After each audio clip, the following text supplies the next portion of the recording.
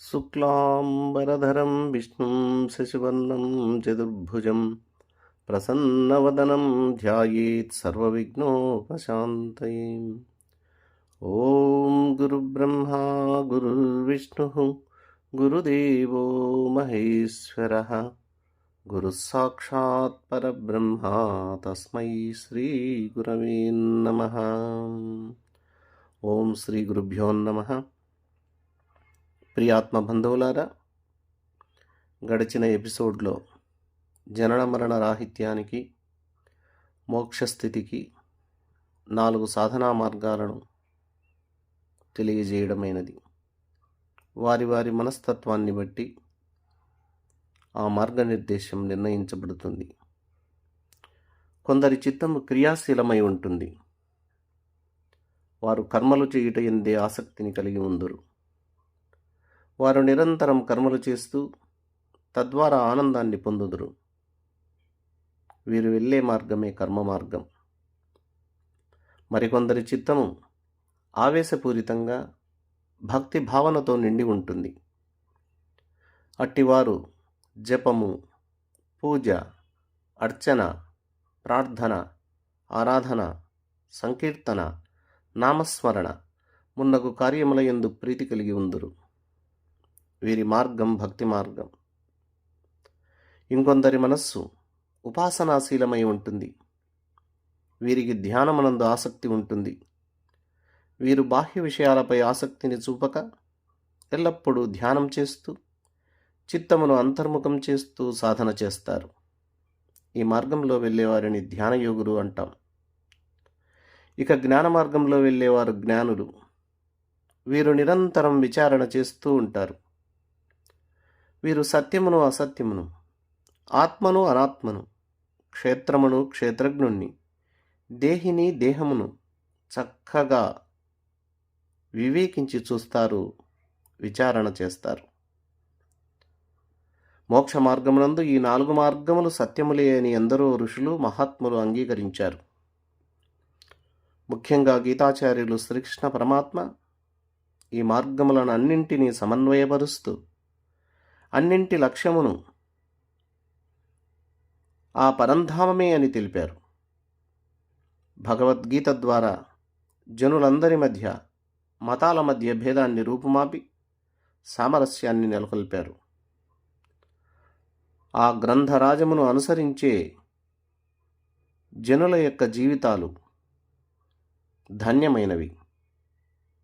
తప్పనిసరిగా జనులంతా భగవద్గీతను ఆశ్రయించి ఆచరించి వారి జన్మను సార్థకం చేసుకోవాలి. ఇప్పుడు కర్మయోగం గురించి విచారిద్దాం. మన ఏవ మనుష్యాణం కారణం బంధమోక్షయ. బంధమునకు గాని మోక్షమునకు గాని మనస్సే కారణం. మరి ఎలాంటి మనస్సు బంధాన్ని కలిగిస్తుంది?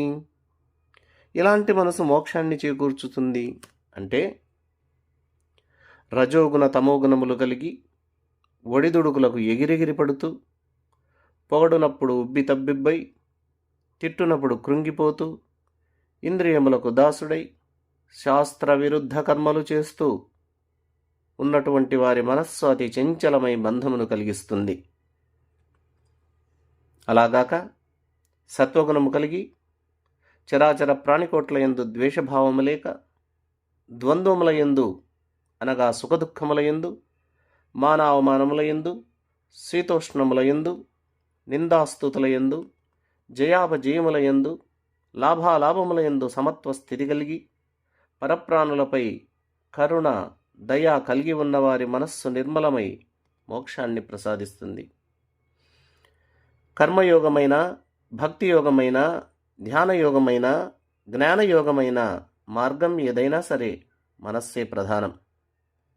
నిర్మలంగా, నిశ్చలంగా మనస్సు లేకపోతే మోక్షం సిద్ధించదు. పొలం చదునుగా చేసి, కలుపు మొక్కలు తీసివేసి, అదను చూసి, విత్తనం విత్తి కష్టపడితే కదా పంట చేతికొస్తుంది. అలాగాక చవిటి నేలలో, బీడు పొలంలో బంజరు భూమిలో విత్తనం చల్లినా వ్యర్థమే కదా.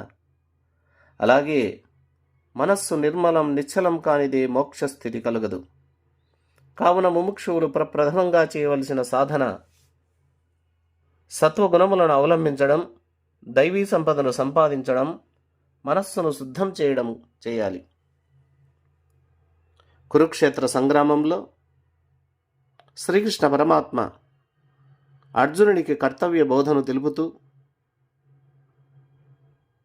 బోధ చేస్తున్న సమయంలో మధ్యలో అర్జునుల వారికి ఓ సందేహం కలిగి, ఓ కృష్ణ, నా బుద్ధి కలవరపడుచున్నది.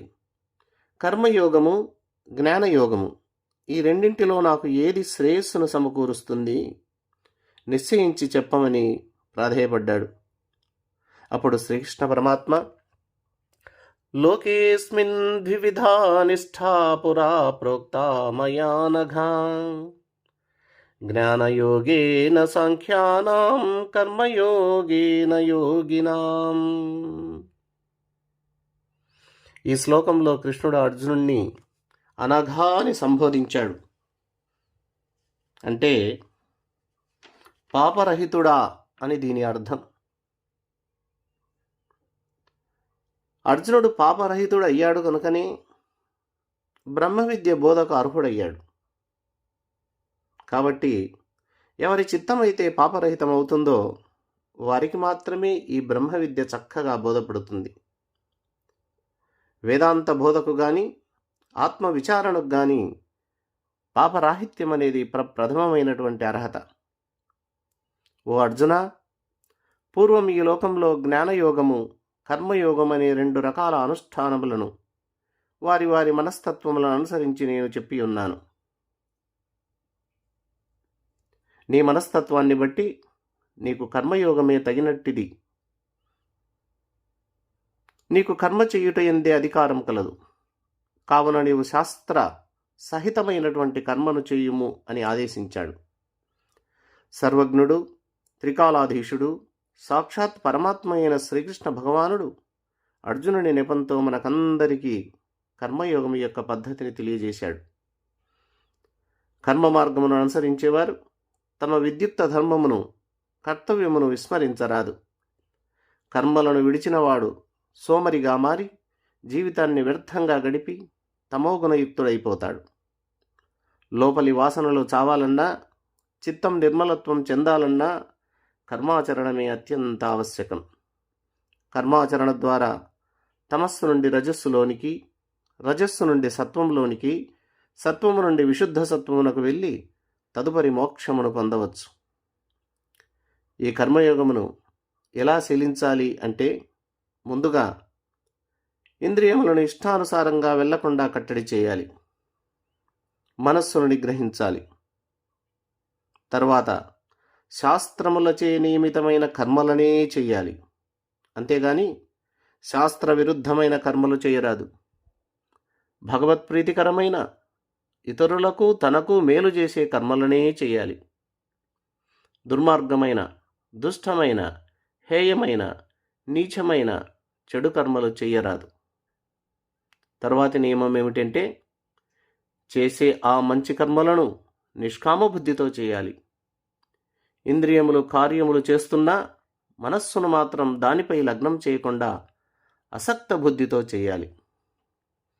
తరువాత నియమం ఏమనగా, కర్మలు ఫలాపేక్ష లేకుండా చేయాలి.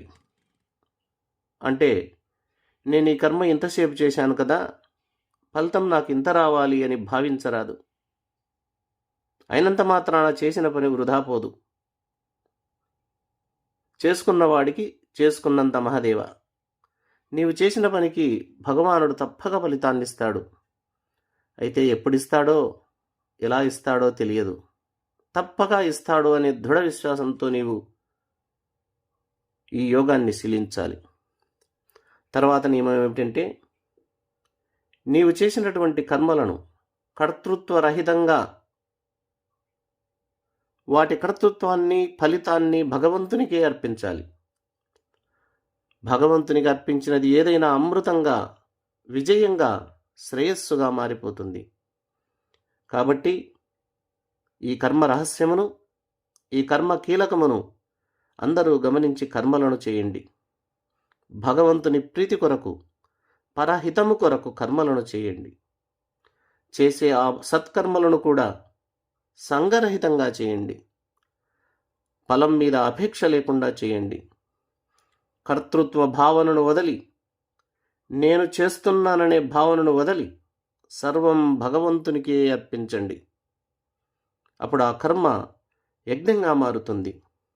ఆ యజ్ఞాలే నీకు బంధాన్ని తొలగిస్తుంది, చిత్తశుద్ధిని ప్రసాదిస్తుంది, తద్వారా మోక్షం ప్రాప్తిస్తుంది. శ్రీకృష్ణ పరమాత్మ పెద్దలు తెలియజేసినటువంటి ఈ కర్మ కీలకాలను, ఈ కర్మ రహస్యాన్ని, ఈ కర్మయోగ పద్ధతులన్నీ గుర్తుంచుకొని ఈ నిష్కామ కర్మయోగాన్ని శీలించి అందరూ ధన్యులవుదురుగాక. ఓం సర్వే జనా సుఖినో భవంతు.